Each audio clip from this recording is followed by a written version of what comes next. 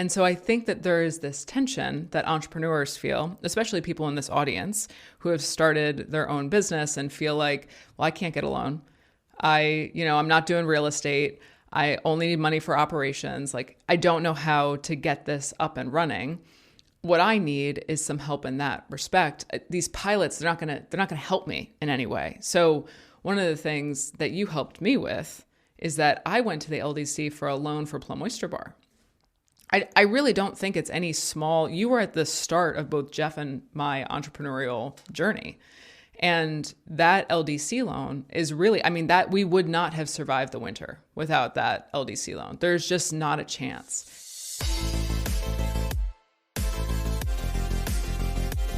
Hi, everyone. Welcome to this episode of Seriously Connected. I'm Heidi Knoblauch, and today we're going to talk to my friends Jeff Buell and Kevin O'Brien about risk and how to access economic development and banking resources for your business. If you're a woman in business, you should listen to this episode because there are tons of resources that you might not know about, and we talk about not only how to access them, how to partner with people that can help you access them, and what they are. One of the things that I found the most interesting was a realization that I had on the podcast that most of my mentors are men.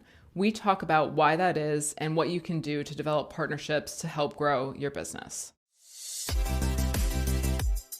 Kevin, it's awesome to have you on the podcast joining Jeff and I. What did you think of the last podcast?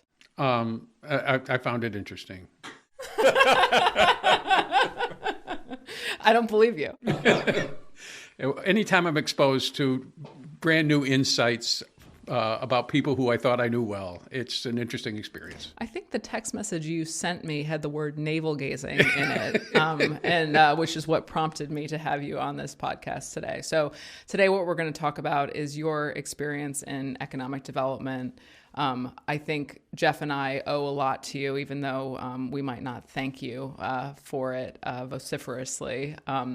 But one of the things that I've noticed in economic development is you don't see a lot of women appearing before economic development boards. So you and I met because you were the chairperson of the Troy IDA and LDC immediately before me. So do you just want to tell the audience what the IDA and LDC are? The IDA and LDC are two municipal chartered entities, one of which, the IDA, the almost sole purpose, the Industrial Development Agency, whose almost sole purpose is to, through the use of real estate and sales tax incentives, incentivize downtown development in its geographic area. That's done two primary ways: sales tax waivers for projects that the IDA finds worthy, and what we call payments in lieu of taxes, where the full taxes on the project under development are deferred for a certain point in time, and instead payments are made annually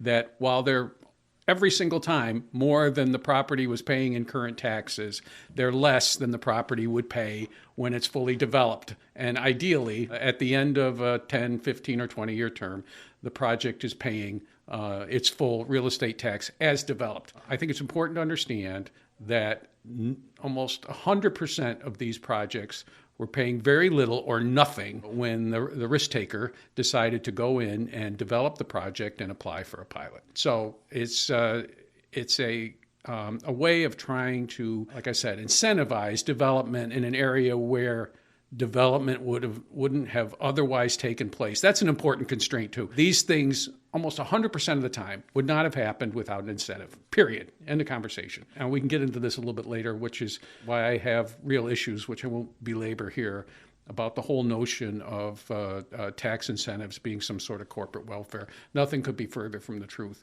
These are developers taking actual risk on projects that have no guarantee of success, and the only way they can happen is if the municipality supports them. It's funded through money that's thrown off by the IDA and the city and other projects that have happened in the past, and it has a corpus of principle that it uses, I'll use Heidi's term, as a revolving loan fund. It's a basis of principal lending and principal repayment, and that's how it sustains itself.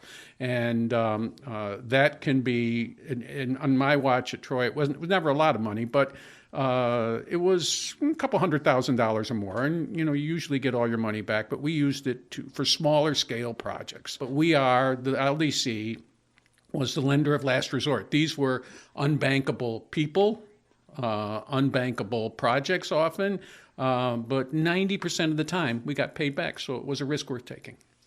It was 90%? 90% of the time. Very few defaults. When you were the chairperson, I was always curious about this because I worked for the LDC and the IDA in the same city that you chaired, a generation before. What in your head was a success rate you wanted to achieve where you thought you were doing good? It's interesting you say that.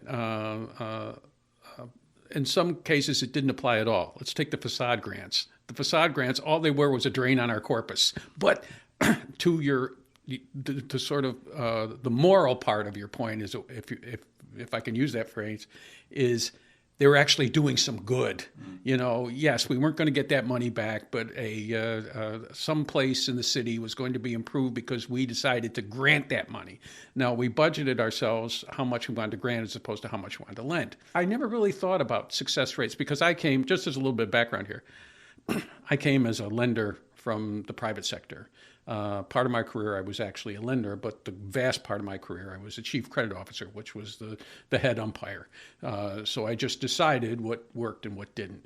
But I didn't really, I came into the LDC, lender last resort. I didn't really have an expectation how much we were going to pay back. And I looked at all these loans and I said, gee, it's our job to do them. They're all dogs. But they're dogs because they couldn't get it. They couldn't get that money anyplace else. So that was our role. And to your other point, it might not have been 90%, but it was much more than I thought. It was well over 70%. We got paid back because these people had a commitment to the project and they knew they were lucky to get the loan. That's the thing. They did walk away.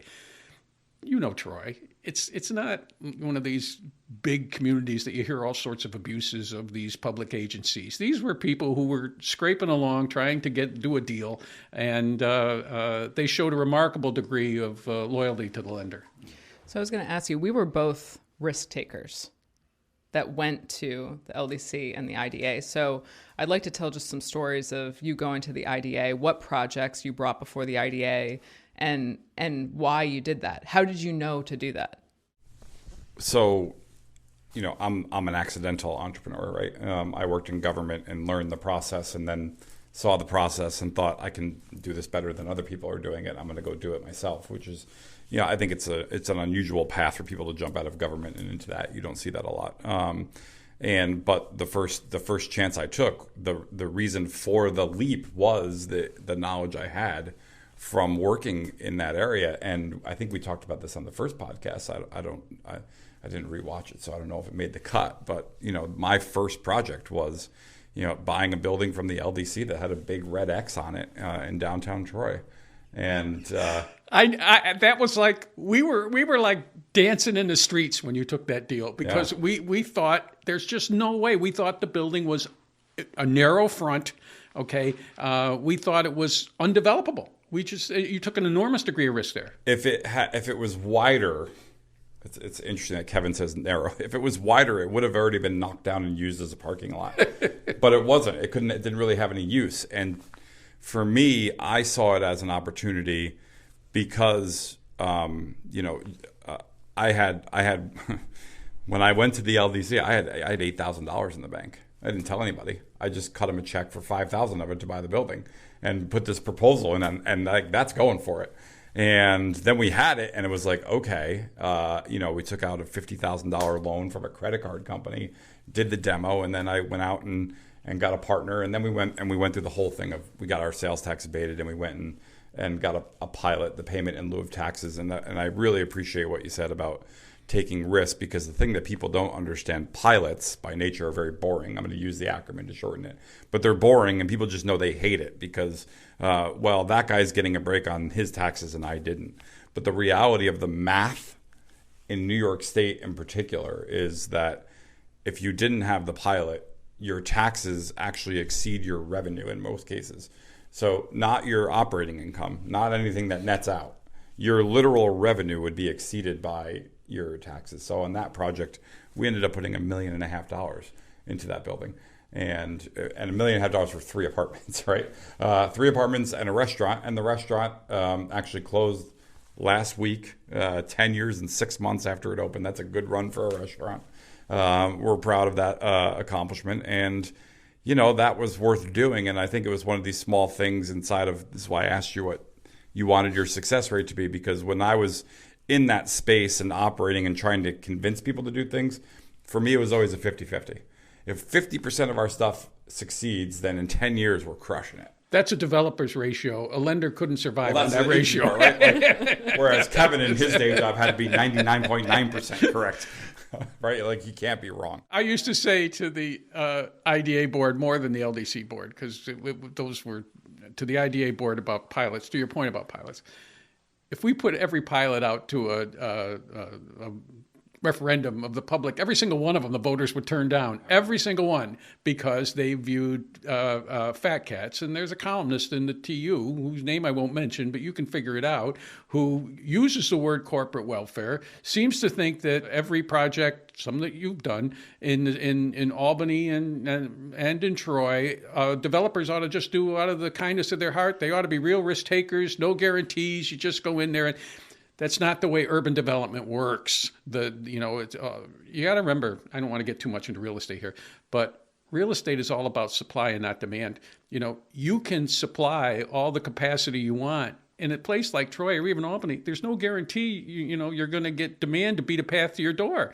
And so that's where the real risk is. And that's what I think, unfortunately, government doesn't want to talk. They don't want to market these things. They want to market the successes, but they don't want to get into the weeds about pilots because it's hard for the public to understand.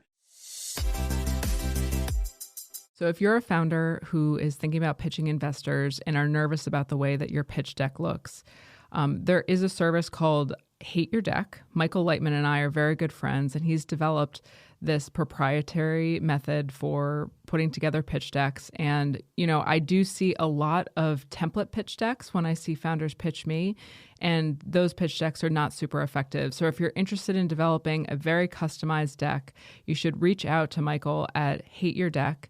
His email and his website are in the show notes. I do know he's going to be offering some live courses soon, which might be a good option for you if you are interested in developing a custom pitch deck. So one of the things that I was actually talking to somebody yesterday, and they had heard our podcast, and on the first 2 podcasts, we talk about entrepreneurial ecosystem. And they said, that's what I'm really interested, the ecosystem building. And I said, well, economic developers have been trying to, start to do things for entrepreneurs. And he literally went, economic development. And so I think that there is this tension that entrepreneurs feel, especially people in this audience who have started their own business and feel like, well, I can't get a loan. I'm not doing real estate. I only need money for operations. Like, I don't know how to get this up and running. What I need is some help in that respect. These pilots, they're not gonna help me in any way. So one of the things that you helped me with is that I went to the LDC for a loan for Plum Oyster Bar. I really don't think it's any small. You were at the start of both Jeff and my entrepreneurial journey. And that LDC loan is really, that we would not have survived the winter without that LDC loan. There's just not a chance. And the only reason I knew about the LDC, I had no idea that the government was interested in helping me start and grow a business. That's a foreign concept to many entrepreneurs, I think. And so I think, open-ended question for either one of you, how do you see economic development? Not, probably not the pilots of the world, right? But economic development helping entrepreneurs, especially the people who are listening today. It depends on the gatekeeper for the municipality. There has to be some effort on the part of the municipality to educate the public, the risk takers, people who aspire to start businesses, women. There has to be some forum for that. I think the chamber does try to do something like that. That's right in the middle of their job description. And the city, all the cities are threadbare, but they all have some sort of marketing officer. To me, that's where it starts. The city has to be a gatekeeper for its own sources of capital in terms of marketing them. And then there is a burden on entrepreneurs to educate themselves a little bit too.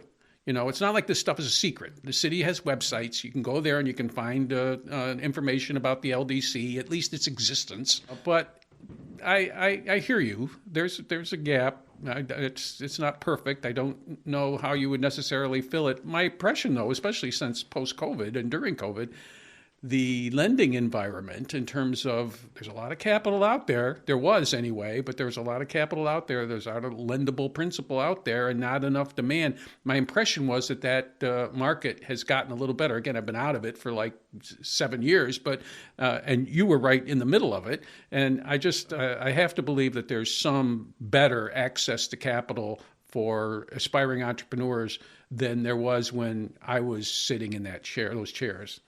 And I also think, it's storytelling too, right? So Jeff, for instance, you've received many pilots, other economic development incentives, and you have a very interesting commercial base. I mean, it does pass on. I think at some point I made the determination that with the things that we were working on, it was more prudent for me to go get money for people than for the people to go get themselves money, because I understood it and didn't have to. It was like sometimes you're supposed to teach someone how to fish, but sometimes it's okay to just give them the fish, right? Like if you are talking about setting up shop in a downtown and you want to open up a vegan barcade, real life experience for me, it's better for me to have that person, that entrepreneur, focus on what they are good at than have to spend 6 months learning something they're not good at that I can do in 5 hours, right? And I don't need to teach you to do that because you're not doing it again.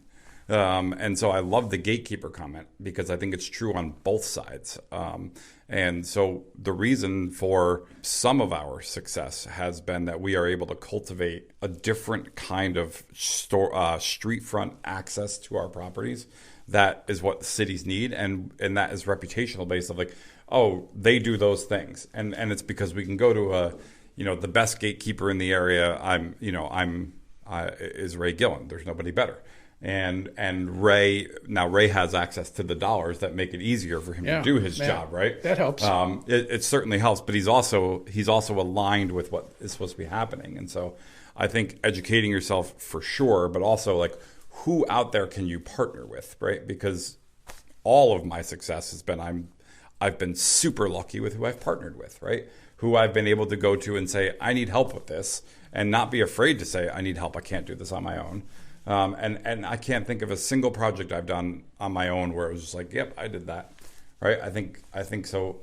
It's really about exploring before you even walk in the door. I think it's really great. What is out there? Because it's not a secret, right? There are dollars out there, but also who can you partner with? And I'm seeing that in my life right now in an extraordinary way. What was small spaces and restaurants and coffee shops is now, hey, you're good at this. I need 50,000 square feet done. And now it's people who are recognizing that that's a good way to do things.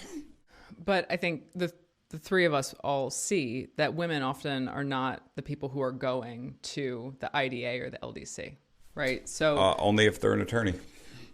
Only if they're an attorney. Yeah, right. Yeah. Like it's I can't think of a single person I've ever seen present as an owner at an LDC or an IDA meeting. No, I can't either. No. And my tenure, I can't either. And I don't know. I honestly don't know how to fix that other than women's support groups sort of pushing. When I was at the bank, for instance, you had state incentives for doing women and minority-based lending. You actually got credit on your state exam for it. So there was a regulatory body trying to prime the pump. When I was at the LDC, and you remember this, it drove the developers crazy. One of the things we had, job creation was a big deal. It's a blunt instrument in terms of regulatory, but it was a big deal. These pilots had to create jobs, and the state audited that. But the other thing was we wanted more than apartments. Apartments didn't create jobs. So we would always insist on a retail component in these projects. And that got very difficult to manage. These developers, many of them, they didn't know how to find retail tenants. These projects were in places that retail tenants didn't beat a path to. And so that got to be difficult. But it was a good faith effort to try and get smaller entrepreneurs somewhere in the middle of these IDA deals. But you can't, another thing, I look back on it, it never quite worked. We talked about it all the time. Maybe you did on your watch too. We wanted to do more deals in the Berg, and we wanted to do more deals in South Troy. We got pretty good at North Central because there were all these big, hulking buildings that developers, were interested in turning into apartments. But you had to have real risk takers in those two neighborhoods, and they just never came forward. I look back on that and I say, these are the areas, boy, we got apartment buildings one after another in North Central and in the downtown area, but nothing in the Berg and nothing in South Troy. So the capacity of the lenders and the providers of the subsidies to fix this has real limitations. And I don't have a perfect answer. So pivoting from IDA, LDC, but just economic development as a whole. Yeah. So the same person that, went about economic development said, I went to the person who's now running the economic development in the city of Troy. I said, hey, I want to do some stuff for entrepreneurs, like, bring them together, have some beers, like, have some coffee. Do you have any money in the budget? And she said, I have a grant to redo the streets. And he was very offended by this, but the last podcast hadn't come out yet. And I said, it's very interesting that you say that, because in our last podcast, what we talked about is that in order to have risk, to be able to take risk, you need an infrastructure and safety in order to take that risk. Yeah. And so what I said was, all right, so you need that infrastructure, safety to take risks. That should be a huge part of economic development. But there's very little room for the small risks of, to take an example in Troy, the Tech Valley Center of Gravity wants to do something operational. We'll put some economic development dollars there. I mean, I understand that that's actually not a great example because the Rensselaer County IDA does a fantastic job of supporting them. But just let's imagine there was a subgroup that wanted to do something, a robotics club, something like that. There's very little dollars for that in economic development. So what I'm trying to figure out is, how do you balance these people who are talking about an entrepreneurial ecosystem with the people who are doing economic development? Because economic development, the term that people would use for supporting entrepreneurs is business attraction and retention. That's the economic development term that they would use. I'm not sure that quite gets it, because that still does like some big fish, I guess you don't hunt fish, but some big fish hunting, right? So we're going to bring this big company to the area, to your point, to create thousands of jobs. Whereas entrepreneurs are saying, I'm just me. I might have one other person. I need some operational money to get started. And I do feel like there's a gap. And I'm not exactly sure how to solve that gap, but I'm hoping that the two of you have some ideas. You want me to take this first? I don't want to get into, in my experience, when I was at the municipality, the things you just described were not mutually exclusive. There was money to do roads and whatever else, and which is a fixation, apparently, of the current administration. Not that there's anything wrong with that. But there was also the capacity to come to the LDC and get small loans for these aspiring entrepreneurs. I don't know where that capacity went. I haven't been keeping track. But they're not the only source. The story you tell should still be compelling to small business lenders at banks.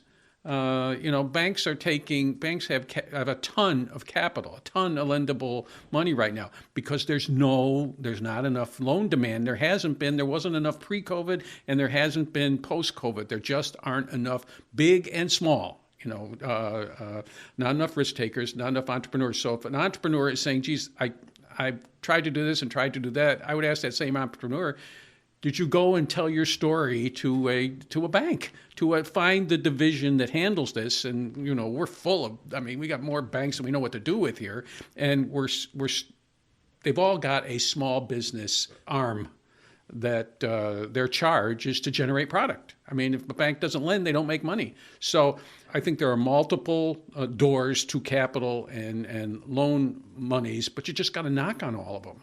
And I'd just be interested in talking to one of these people who's frustrated whether they've done all that knocking.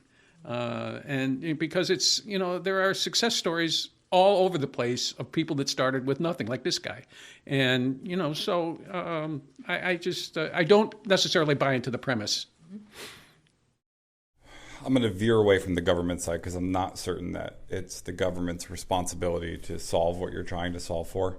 Other than we are so burdened by taxes here that they have to do it. Right. But when you have to do something, it doesn't necessarily make sure you're good at it. But what I want to lean into is what Kevin just said. Because I think the hardest thing for an entrepreneur to do, and the one thing they have to get over, is like you cannot be afraid of people saying no to you. So I'm buying a building right now that is like, it's a little crazy, but I'm doing it out of the kindness of my heart. And I think it'll make money in a couple of years. But it's not going to make money for 2 years. And like I just know it. So when you go to a banker and you say, I know I'm not going to make money for 2 years, but I have enough cash in it and it'll be fine and we're going to do it this way. And so I went to banker one, who I've done a lot of work with. And he likes me. We get along. Fun storytelling. He brings his bank into our big projects. They participate in it. So good enough. And I said, Al, I hope he's listening. I'm doing this building. You already have the loan on it. How about we transfer the loan there? We do it this way. I got creative in my head. He goes, I'd rather keep our capital free for other things you're working on, because they don't like it, right? As I'm telling him the story, this was the other night, we were in the same room at the same time. As I'm telling him the story, another banker overhears the conversation, goes, what do you got? And I just said, it's an office building. I have a tenant who's paying their first 2 years of rent up front, and it's got a state tenant in it, and it's not going to make any money for 2 years, but year 3, it's going to crush it. Give me a call, right? And so it took a while for me to learn that, right? I think one of the first things that after I bought this building, we demoed it out, the building we started talking about in the beginning, and I had an idea in my head. This apartment can rent for this, and here's my restaurant tenant. And I had an Excel spreadsheet, and I had just come from working for another company, so I knew the numbers worked. But I didn't understand the other side, which is you have an appetite for risk as well that you have to go through. And so I brought it to a bank, and it looks good. Can you send us your personal financial statement? And now imagine this. This is really, like, I love talking about what an absurd person I am. I Googled what a PFS was because I didn't have one, right? I owned a house and I'd been a W-9 guy. And so I looked at it, I was like, oh boy. And so then I started Googling, well, how much money do I need to have to borrow this much money? I was like, I'm not even close. So what did I do? I called a friend of mine who was a developer and I said, I need a partner. And convinced him. I just really want to nail this partnership thing because I think like if people are listening and they're out there doing it and they have the best idea in the world, it's likely that if you have the best idea in the world, you're going to need a partner to get it off the ground. That's a great point. Here's my charge to you. That I promise you that 90% of the women listening to this, their response to that is going to be, that's not how it works for me. I disagree. I disagree too. And I'm not a woman, obviously. I can't wait to find out because what they're going to say is you being in a room, talking to a banker, being all macho, blah, blah, blah, blah, blah, blah, blah. That's my impression of you. Okay. And then another banker hearing about like what you're working on and offering you to like come in and talk about a loan. I promise you that is not how it works for most women. It's just not. And I think it's not how it worked for me in the beginning either. The banker that was listening to me, that overheard me, now has a 12-year run of me doing successful projects. I'll give you an example, right? So you and I were talking one time. I think I was going to a bank for something. And you said, oh, Heidi, like no one has like not lent to me because of my credit report. Or like whatever. You said like... my credit score. My credit score. What my credit score is. I don't know what my freaking credit score is. Right. Nobody's lent to me based on my credit score. I promise you that every woman, that has been a barrier to them to borrow money. Okay. Just stop right there. You're talking about a quantitative measure, okay? I know. Okay. That is that. And you're saying Yeah. I want to be careful. I don't want to come off a certain way on this podcast as clueless about the difference between women face and what men face. But it's a quantitative measure. Correct. And for one thing, what you're describing, for starters, is against the law. Okay, for a bank to discriminate against a woman because of a credit score that is the same as a man's, I'm not saying it doesn't happen, but it's, for starters, it's against the law, and banks are very careful about that. But back to the point Jeff made, I think it's important, though, for women to find these women who are ill-served by the system, for lack of a better term, to find partners who will also will augment their own capital. They don't have to give up all manner of proprietary interest in their idea, but it will allow them to access the levers of capital and debt that they feel they haven't been able to access. I mean, why do you think that I'm mostly friends with men? Why are all my mentors men? It's because those are the people that can actually help me. And I mean, that's just the reality. I mean, that's just the reality. I think you are. I think you are. I thought you just. You're the. I think your experience contradicts your own premise here. Okay, you have been very successful through intelligence, energy, knowing how to access the right levers of capital, doggedness. And you've gotten things done. You haven't said to yourself, "Oh my gosh, I got turned down by this. I'm just going to walk away." I don't think it's just incumbent on women to be determined and dogged and keep pushing. It's incumbent on every risk taker. That's what gets them to where they want to go. I don't know. This guy's a real good example. I totally agree. Can you give me, how many examples can you give me from loaning out from the LDC to women? I can't. First of all, I'm as an LDC chair. We weren't in control of that constraint. That, but you know what I mean? I'm just asking how many people came. Can you remember? Not many. A couple Right. local. Yes, a couple local. I mean, me. Yeah, you. There was a woman who ran a bakery that came to us. There was a seamstress up in the east side that came to us. There was, again, we didn't get a revolving door of applicants to start with. Okay, it's Troy at the end of the day, and so maybe every meeting once a month we'd have 2 or 3 applicants. So, but was it a lot? 50%? No. Might it have been 20%? Yes. But there's a lot of reasons for that. I'm not sure. The blame is shared here, which is kind of the point I was making. If there's blame to be given, responsibility, societal, institutional, perhaps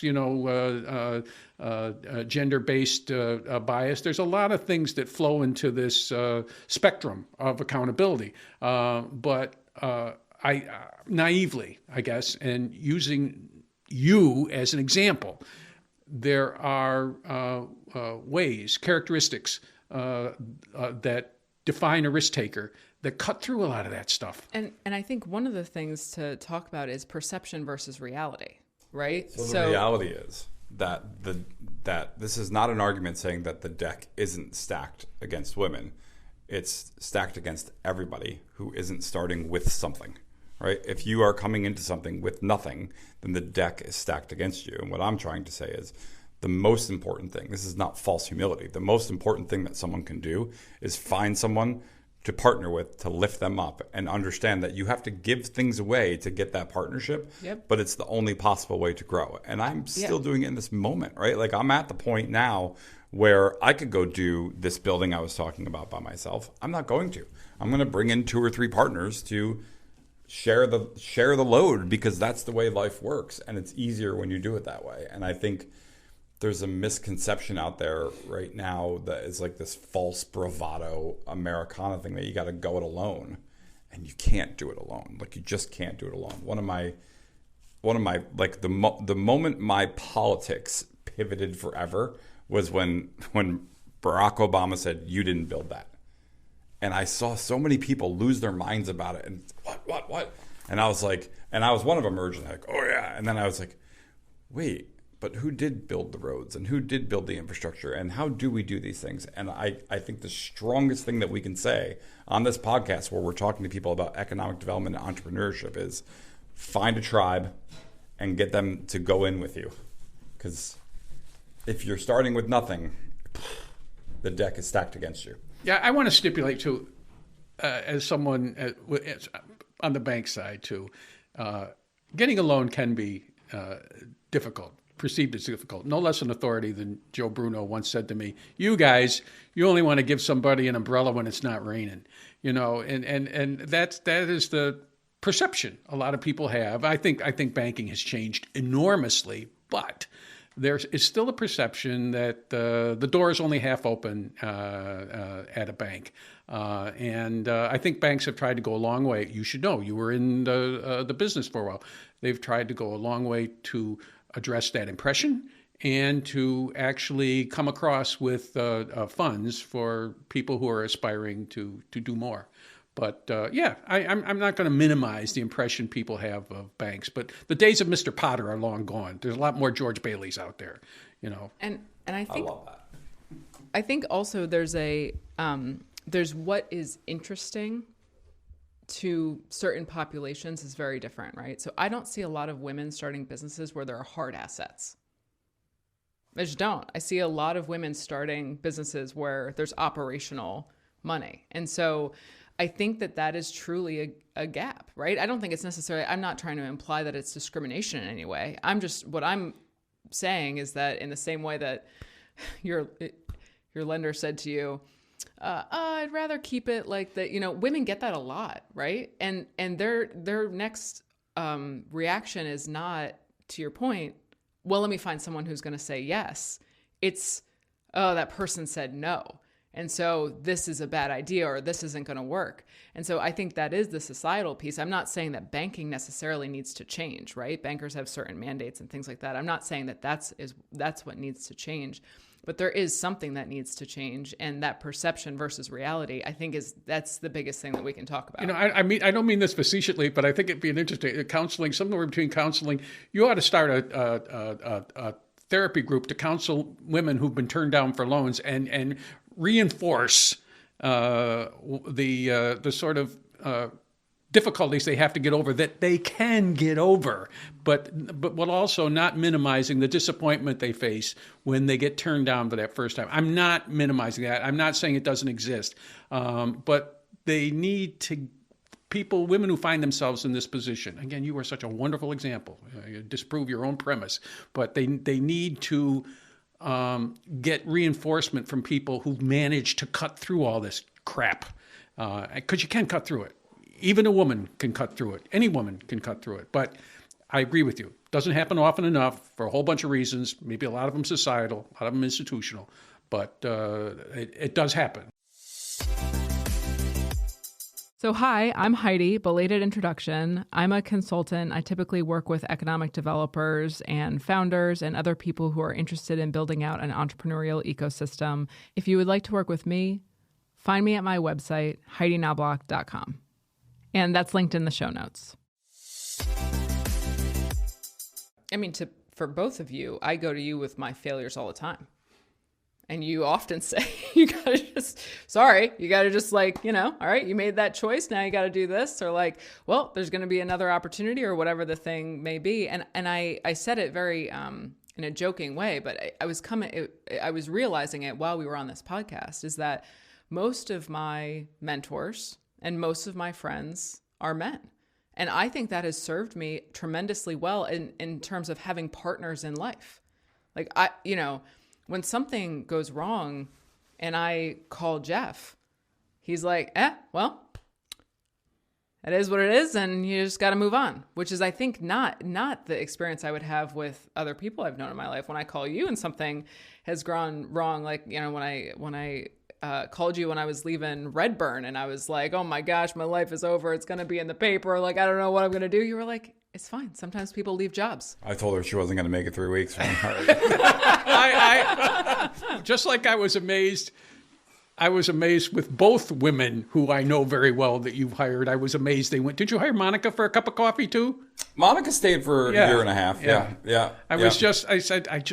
But anyway, I just as a side here, Pat's going to listen to this and she's going to say, you came off as such a freaking sexist. I mean, you defended every institutional barrier that there is to women. I hope I'm not sounding that way, because that's certainly not my intention. Kevin, I feel like you have a very interesting point of view, though, because you were in banking for really your whole career. And at a certain point, women were not even allowed to take out mortgages, right? So the banking industry has changed tremendously.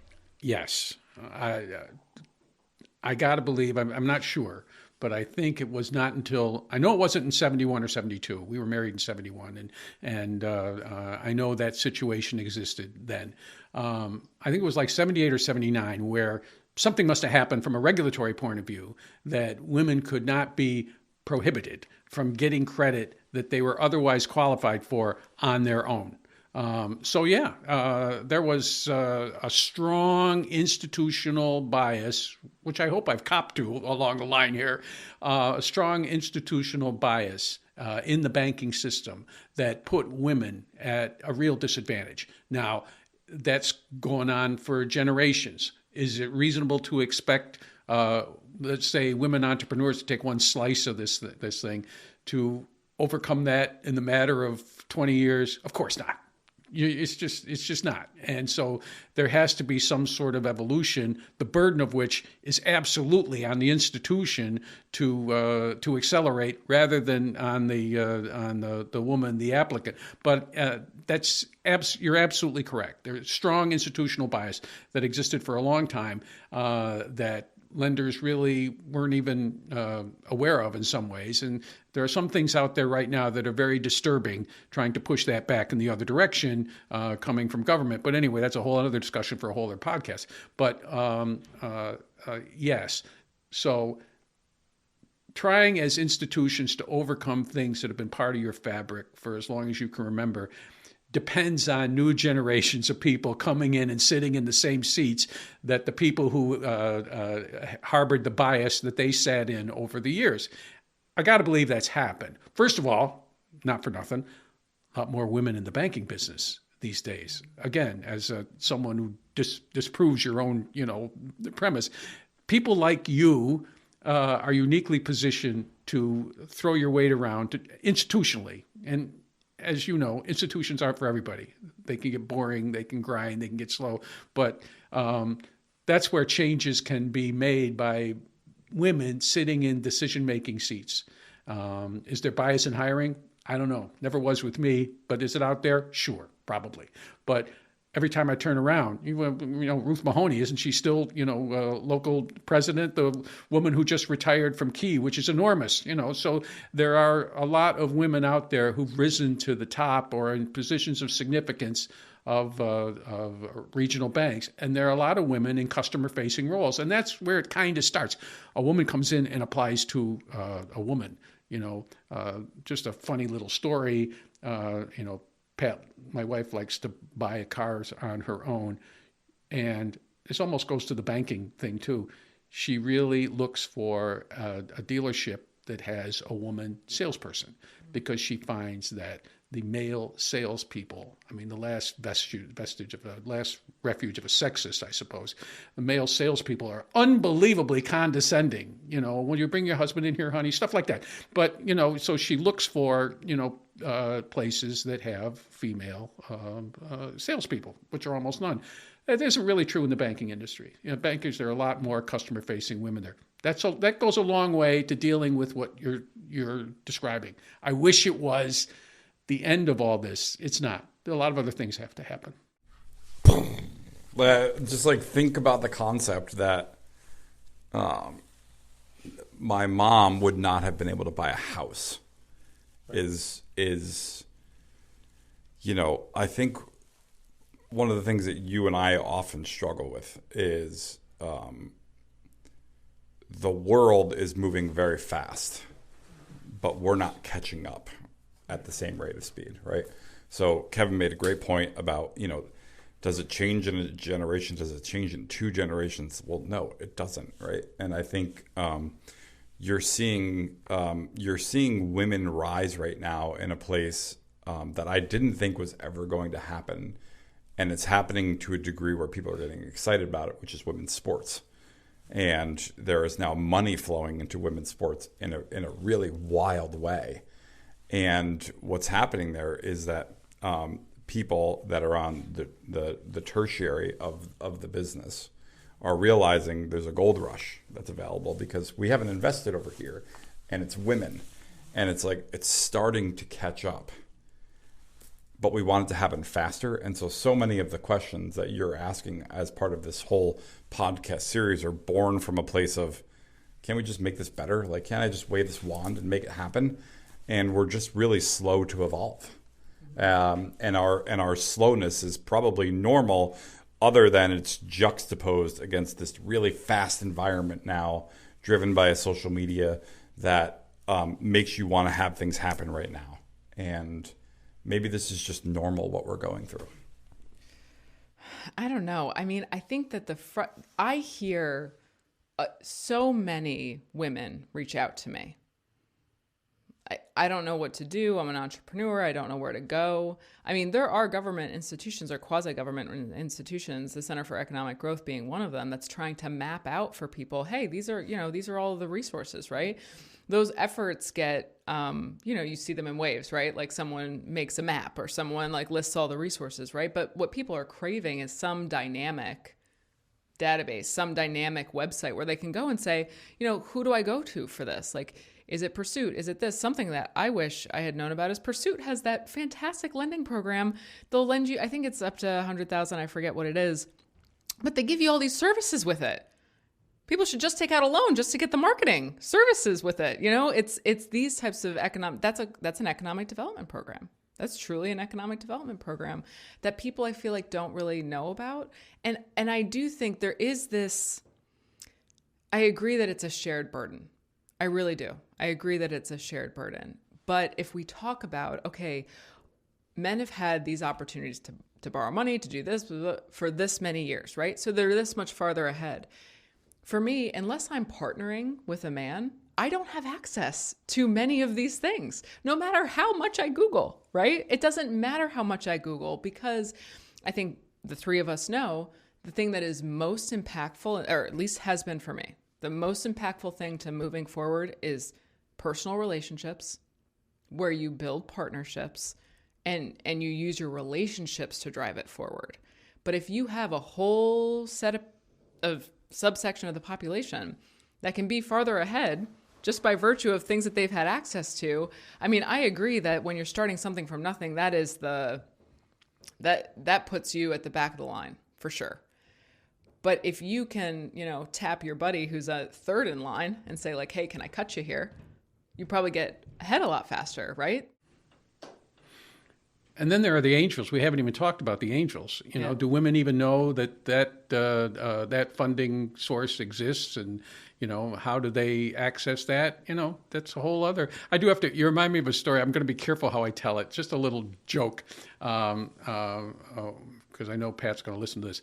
We have a friend who's in the broadcasting business, and he was thought he was in line for a fairly high-profile, among others, high-profile anchor seat. And instead, the anchor seat went to a woman of color. And I asked him about it, and he said, white guys have had a pretty good run.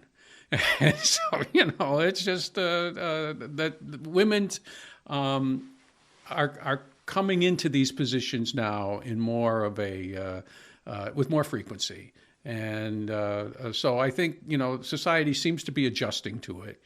And Jeff made a good point, too, about right now, women's basketball, largely on the shoulders of, one person, is attracting enormous crowds. These women, and soccer went through this too, and they just fixed it. These women aren't getting paid anywhere near what these guys in the NBA are getting paid, yet they're filling the same arenas. They're getting the same sponsors. So what will happen is, in a few years, that will fix itself. Should it have to take a few years? No, but it isn't going to take a generation. And, how does that translate into what you're talking about?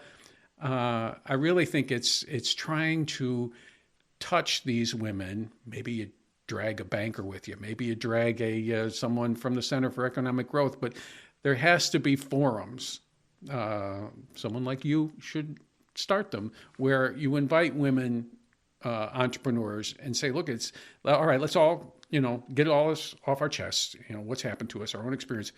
But here are tangible ways you can deal with that. People who probably won't say no to you. I can't guarantee they won't say no to you. It all depends on the variables in your business. But they probably won't say no to you, because at the end of the day, one of their underlying goals is to lend more money to more women or give more grants to more women. I know that was out there when I was in the business, that you had to be touching more because of the women and minority lending things. Now I think it's even more prevalent. That's not to dismiss any of the episodes you're talking about, but I do think it's more a matter of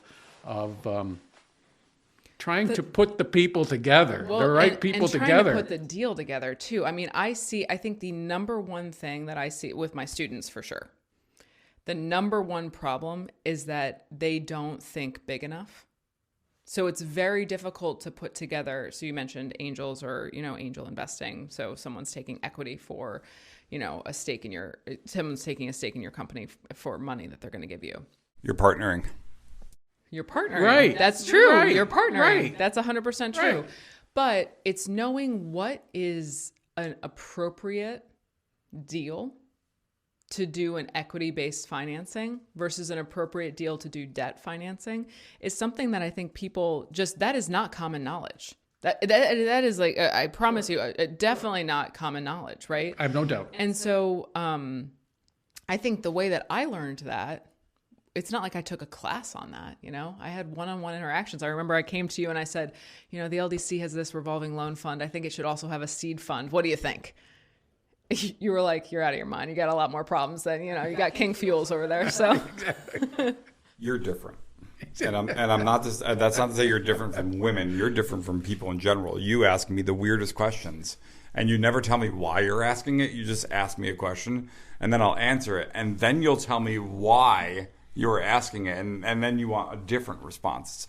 So I'm someone who, in my business, I would say at this point, probably over 100 people that have individually invested in the projects that we've done, to the degree of, I would say 100 people that have invested $100,000 or more. It's a significant amount of money, tens of millions of dollars invested in stuff we've done. I have no idea what I was supposed to be asking for at any point. I never learned it. I never took a business class. I just sort of went for it.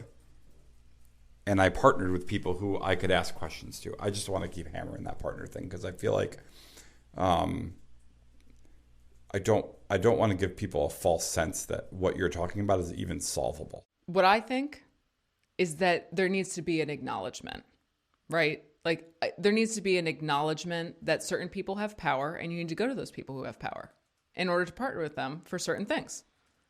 Sure. But men and women have to do that. Yes. Period. I agree. Yeah. I agree. And oftentimes, not always, but oftentimes that is for women, it's not partnering with another woman. Oftentimes. I accept that. I would agree with you completely. Yeah, absolutely. That's all I'm saying. Yeah. Yes, the deck is stacked in that way. Yes, that is interesting because I'm sitting here from the male perspective saying I went to a bunch of men and I asked them for help. Right. Yes. You probably haven't encountered a female loan officer in your career. I have two of them actually. Yeah. Right now, but at this point, loans for me at this point, Kevin, are I strategically have to partner with people to meet liquidity requirements and to understand basically those things. But people make loans to me because they believe I'll solve the problem, right? And if you get in trouble, all right, he'll figure it out, right? And that is born out of I've screwed up so many times, and I had to solve the problem that you've created a roadmap for how to get out of trouble. Mm-hmm. And that's what any lender really wants to know, right? Am I going to get my money back? And I'm giving this person the money because I know that I will eventually get my money back. And that is the number one thing. That's not a real estate thing. That is a entrepreneur 101. is you need to be able to convince people that they are going to get their money back or they are going to make money. Thank you for listening. I'll see you next time.